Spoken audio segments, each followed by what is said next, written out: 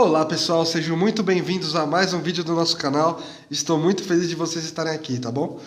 Não se esqueçam de se inscrever no canal, curtam, comentem e compartilhem esse vídeo para ganhar mais engajamento e ajudar a mais pessoas que querem aprender e precisam aprender sobre o nosso Brasil de uma forma espiritual, tá bom? Vamos continuar o capítulo 13, Pombal e os Jesuítas. Após o reinado de esbanjamento de Dom João V, sobe ao trono de Portugal Dom José I, como quinto rei da dinastia Bragantina. O soberano escolhe para seu primeiro-ministro Sebastião José de Carvalho e Melo, depois Conde de Oeiras e mais tarde Marquês de Pombal. As falanges espirituais, desvelando-se pela evolução portuguesa, haviam escolhido previamente esse homem para a reconstrução das energias da pátria, após os desvários de Dom João V, o monarca esbanjador e arbitrário, que nunca reuniu as cortes para uma consulta, necessária aos interesses do povo. O escolhido, porém, não soube corresponder integralmente às sagradas expectativas dos gênios espirituais da terra portuguesa. Se construiu, cometeu graves injustiças com sua ditadura renovadora.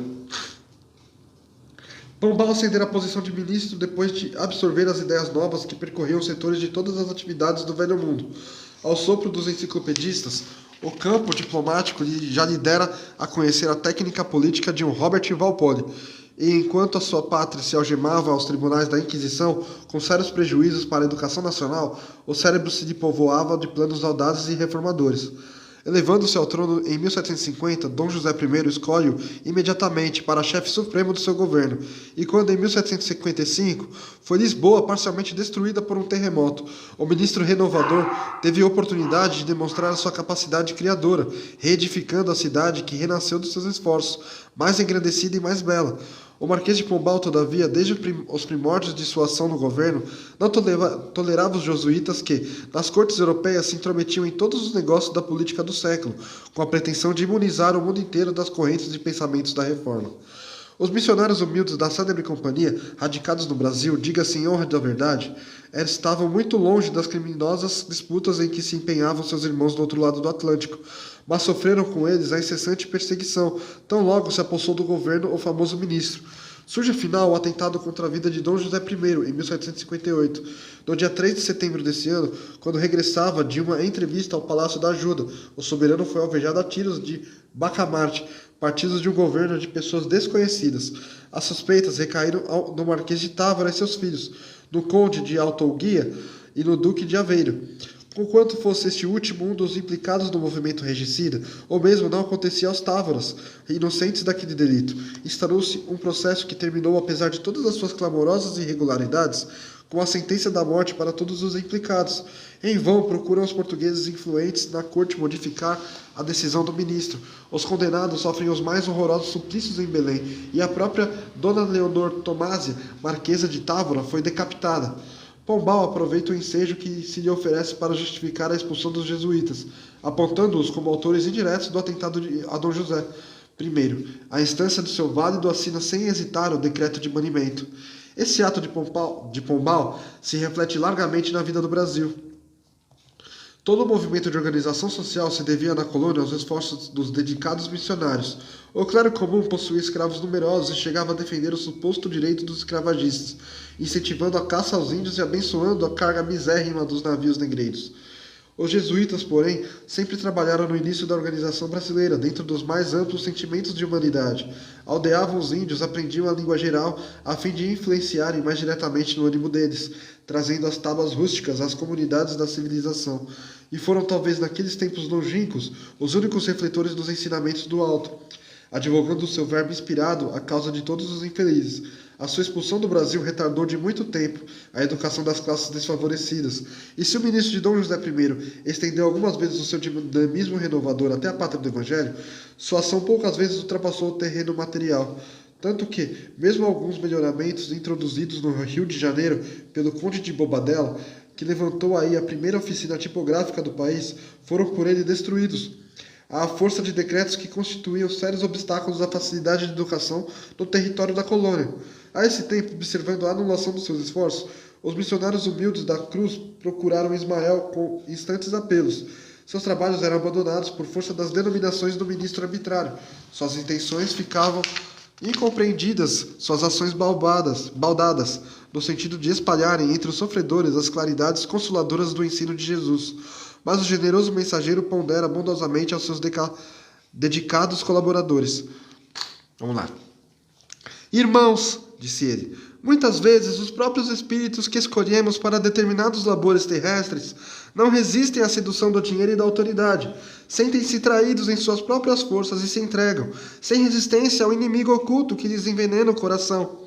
Deixai aos déspotas da terra a liberdade de agir sob o império da sua prepotência.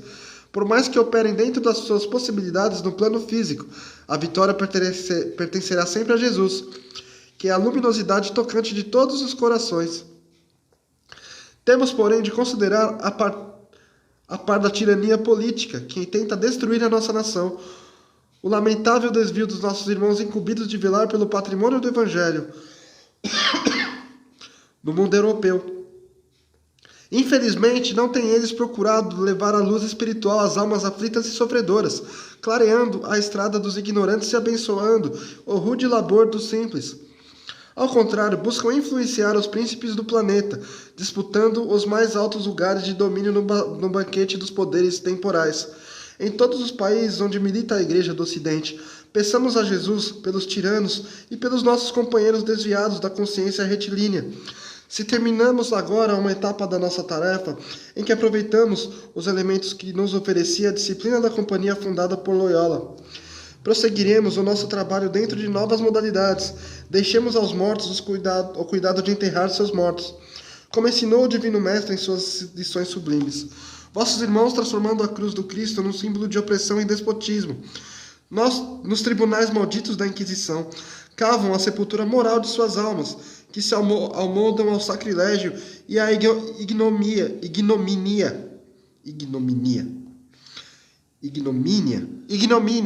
Difícil, hein?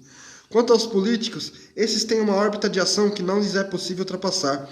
O tempo e a experiência, com a dor eterna aliada de ambos, ensinarão às suas consciências a lei da fraternidade e de amor, que esqueceram nos dias do fastígio e da glória efêmera sobre a face do mundo.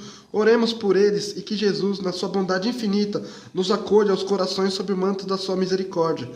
Enquanto oravam,